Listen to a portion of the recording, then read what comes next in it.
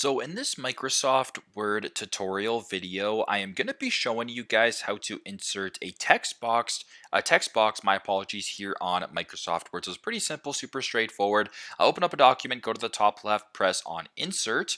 Once you're in the Insert tab, just go all the way to the right to where it says Text Box right here, right in between Word Art and Page Number. Press on Text Box, then get a drop down right here. We can either draw a vertical text box or just draw a regular text box. Let's go ahead here and just press Draw Text Box right here.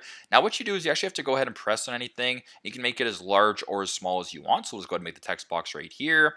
Now the text box, this is, this text box just like that. I'll make the text here. How about a little bit larger in size?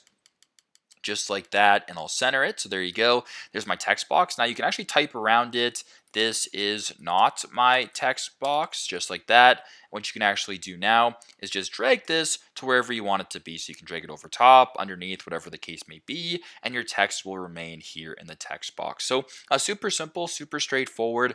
This is how to insert or how to add a text box to a document here on Microsoft Word. Thanks again for watching, and I hope this video helps.